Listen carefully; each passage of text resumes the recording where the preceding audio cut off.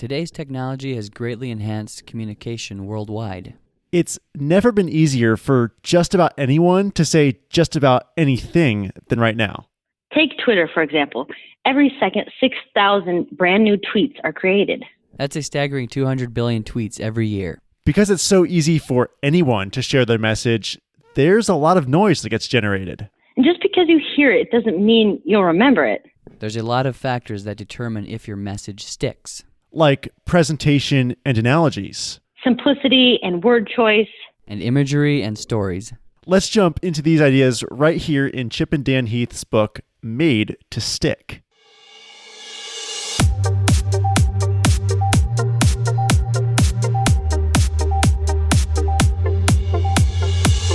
Welcome back.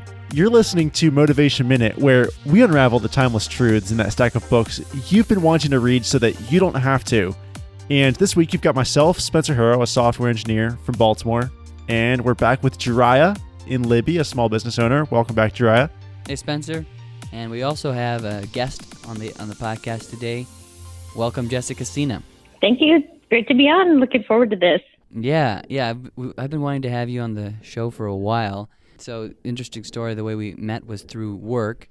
I have a little video production business, and then you were working, which is what you do, social media, like managing. Explain a little bit about what you kind of do as far as for your work. Sure, that's a question I both love and I hate, but I love the way that you asked, which was, what do I do?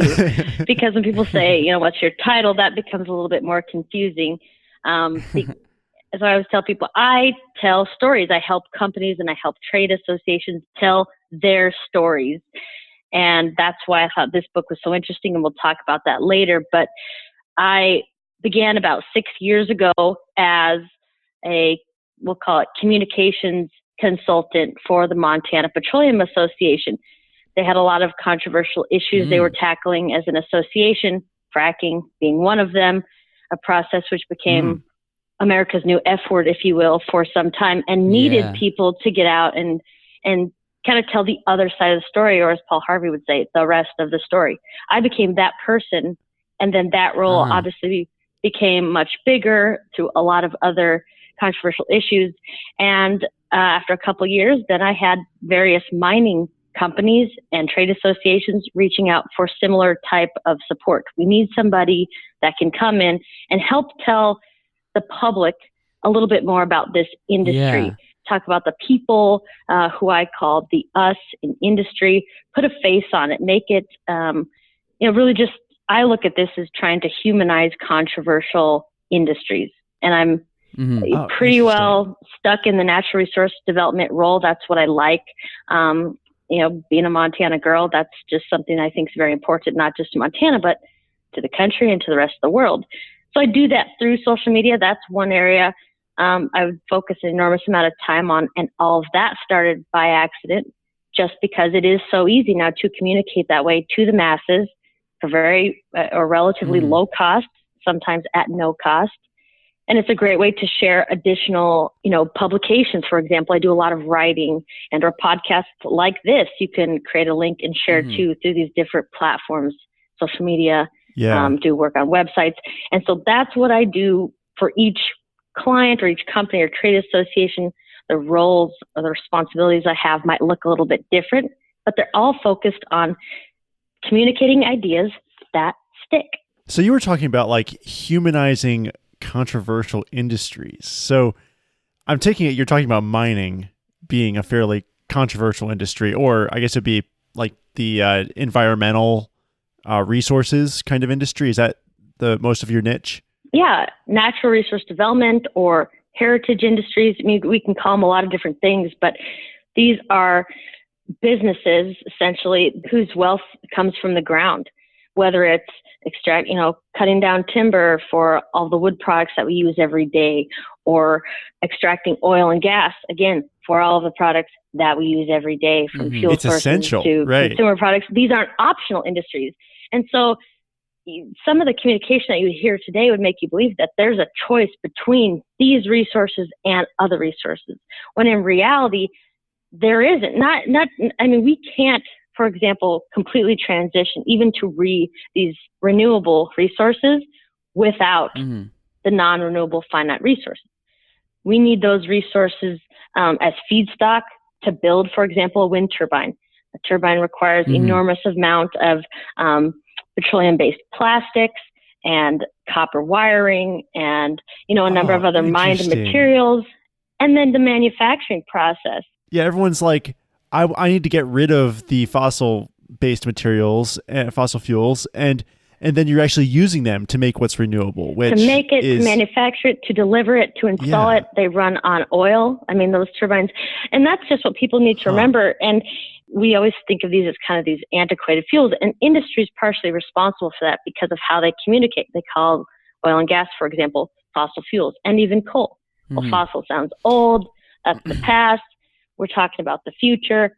Everybody's got warm, fuzzy feelings about renewables. There's a lot of feelings involved in the whole industry of, fossil fuels or green energy. And I think that'd be a really good conversation to have, and which is what the book talks about. It is all about how do you make things stick, or how do you get things in people's heads. And I think a lot of the industry, when it comes to talking about green energy or fossil fuel, there's all these emotions that people have. Oh, it's destroying the planet, or drilling oil is going to cause global warming or something. But it's really, when it comes down to the facts and the figures, it's very different than what people are believing or feeling. And that's really the kicker. In order to make a message resonate or to stick, in order for it to be credible, it has to, and I've always believed this, strike an emotional chord. So a lot of the information that you push out has to be factual and informative.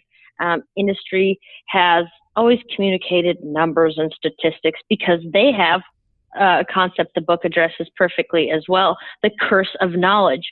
You forget what it's like to not know all of these things. And when you forget what it's like to not know that these oil, natural gas, copper, talc, limestone, all of these other mined materials are used in everyday products, then you don't really talk about it. And it's important to talk about because it might not necessarily strike an emotional chord, but it may create this kind of aha moment for somebody to get them to think twice about it. I think the environmentalist, quote group has all the emotion. That's where they have, that's why they're winning, or they have been winning in the past. It's scary, it sounds scary, like, oh, the evil bad guy corporations that are mining oil, they're killing the planet, they're all about money. Oh, we better stop them. So let's create a cause. We need people, and then that's how they get all their donations and all their support, and that's why they have so much power, because they have that narrative of very emotional. It's a really emotional story. And then is it really true or not? That's the question. It depends on where you go. I just worked on a campaign, and, it was a ballot initiative campaign. Had it passed, it would have dramatically affected or made it harder for hard rock mines. Those are your metal mines in Montana. That also included talc and limestone mining, but nothing to do with coal, which nowadays has a very negative connotation. People are calling for coal to shut down left and right. But that initiative, had it passed, would have made it very difficult to continue mining. And the proponents for this initiative made it all about clean water. They were promoting this idea that either you pass this initiative or we will not have clean water. And the no vote won. So what that tells me is that, in a state with 56 counties, only 3 counties believed that or fell for that or decided, yes, we're going to support the Clean Water Initiative. And it was remarkable. I mean, so at least in the state of Montana, which is purple politically. I mean, we've got Republicans, we've got Democrats in power in statewide office, federal level, but Montanans value mining, and they also trust that the mining industry is regulated enough already. And that's important because it's an industry over 150 years old. When you have 150 years of history, I don't care what or whom you are, you've got maybe some years that weren't so wonderful. And in mining, a number of those years went completely unregulated. In fact, more than 100 of those years were completely unregulated. And so they absolutely have legacy issues with respect to the environment. We didn't know as much. You consider the time, for example, Butte, Montana produced an enormous amount of copper. I believe the bulk of copper during, in the advent of electricity. We were providing materials for 2 world wars. And so the immediacy at which those materials needed to be dug out of the ground at that time became more important than anything else.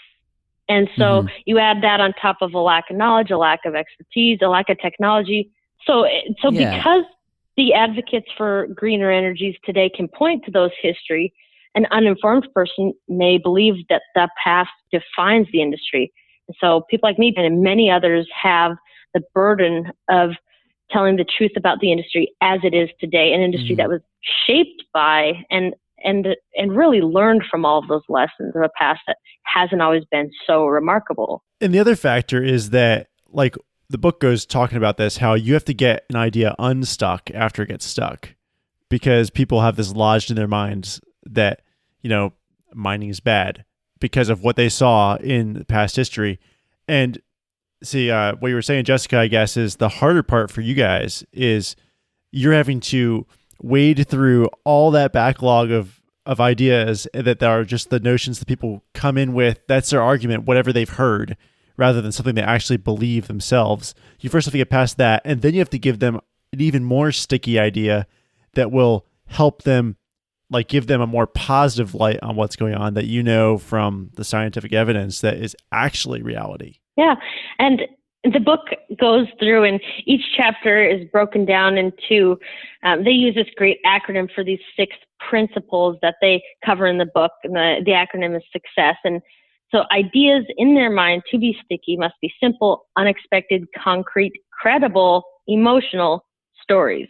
You know, and I always like to tell people I'm a storyteller, but credibility is something that industry struggles with today because they are seen as this faceless corporation. If it's a mining company, they're biased because they're miners.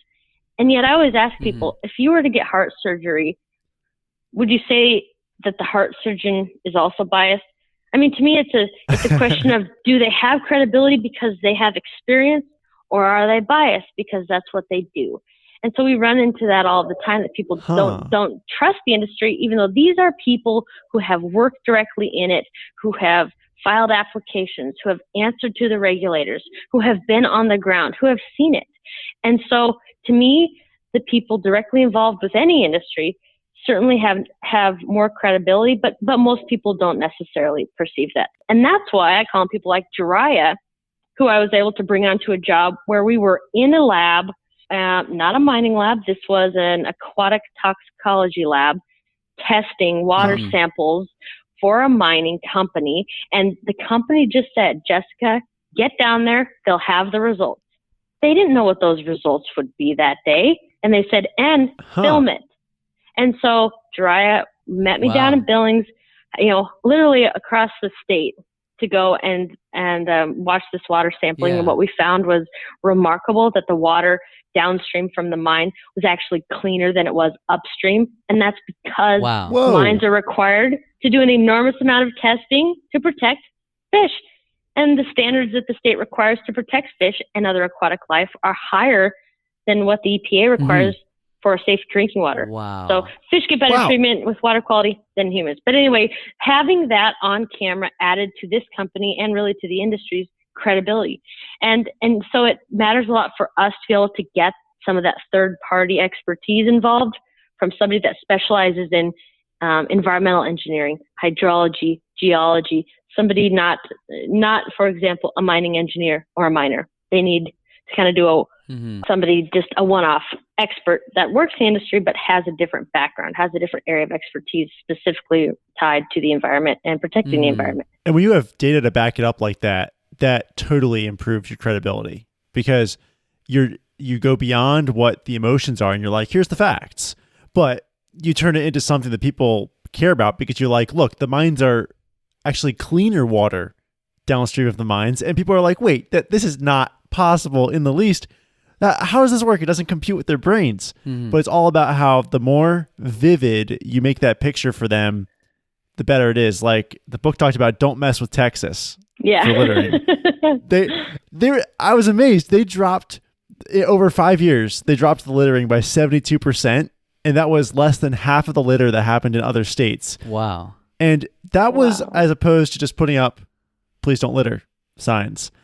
And I have this picture I looked up of these trash cans, and they were actually pretty funny what they would put on their litter trash cans. Like, I hate that empty feeling inside. Oh And my then gosh. say, don't mess with Texas, and fill me up, Buttercup. Don't mess with Texas. Like, and they make them really dramatic, blue, white, and red, like the flag. And you just couldn't miss them. It made it fun, like a story for that. And I can see how it's just really cool when you're able to turn something into a story. Yeah, because it's just saying don't litter, or that's not exciting. That's boring. Just it's But if you actually like make it cool, make it interesting, make it like emotional, like it said, when knowledge competes with coolness, we know who's winning that game. Like the coolness is winning every time. Like you can have the knowledge, or you can have all the facts. You can state all the facts about how mining doesn't hurt the environment like people think, but it's not going to get out there. It's unless you make like a cool headline that says mining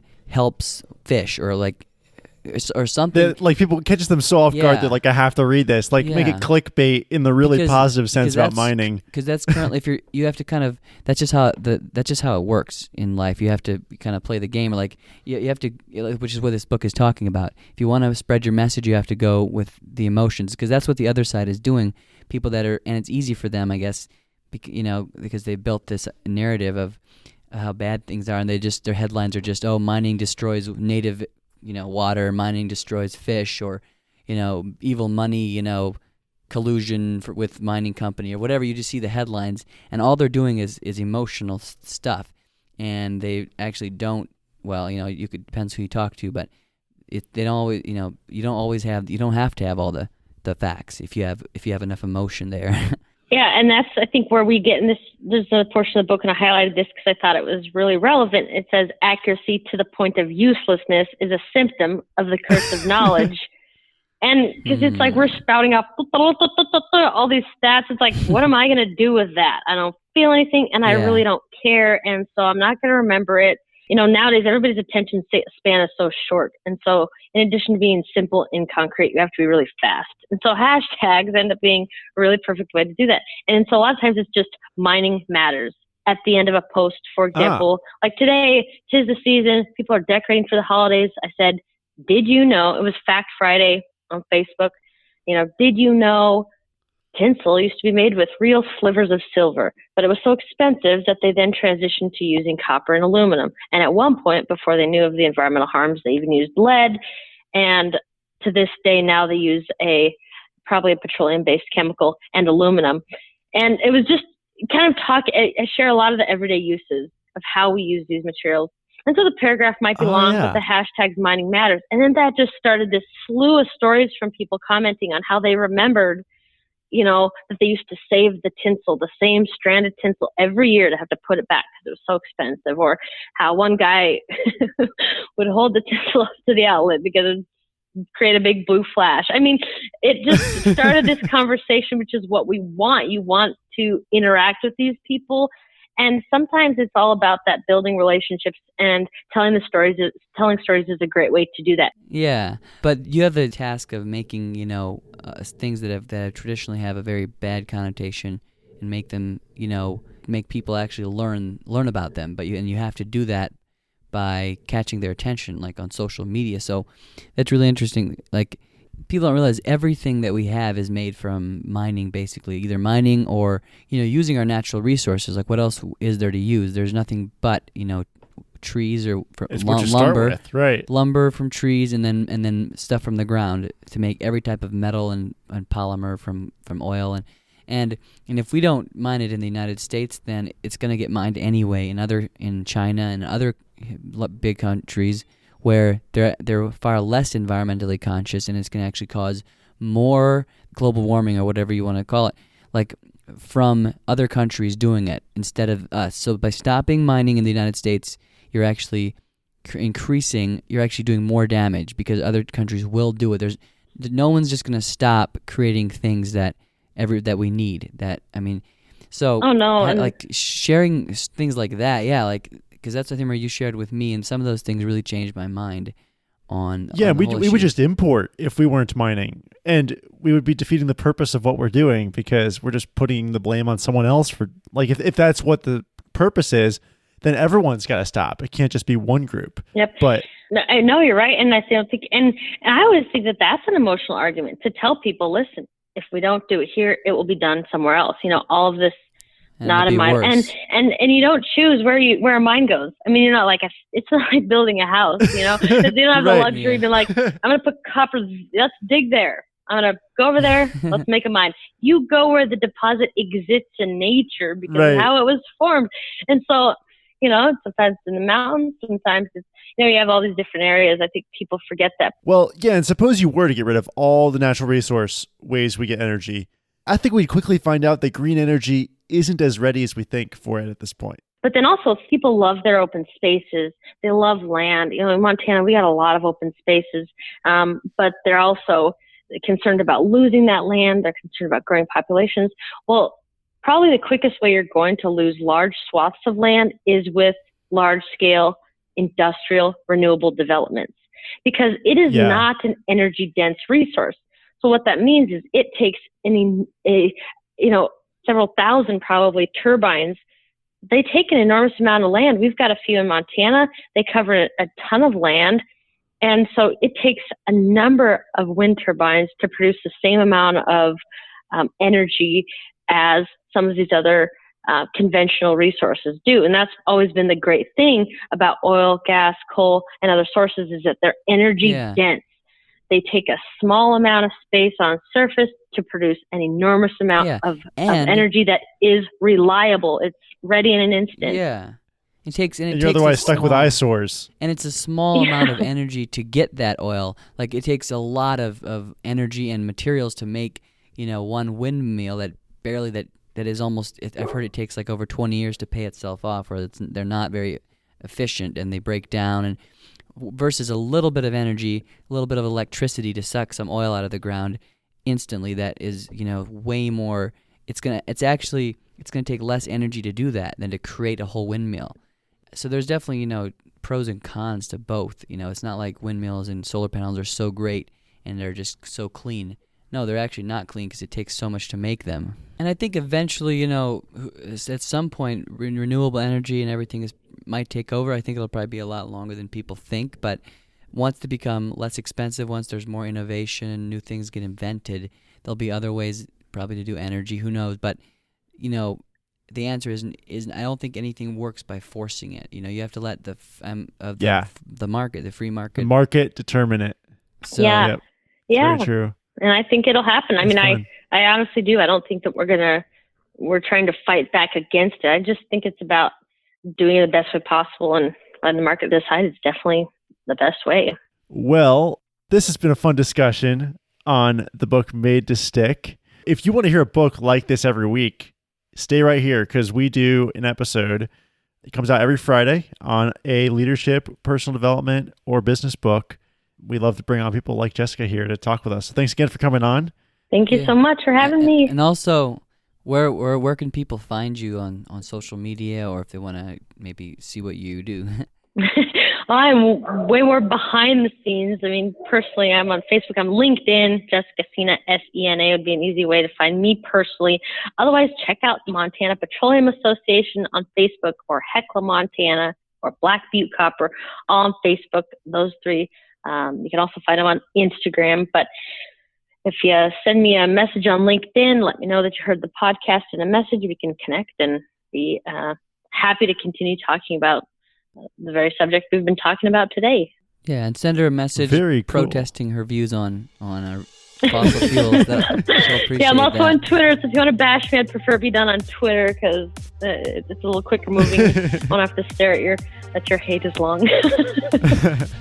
Well, thank you guys for listening, and we're going to see you again next week. So long.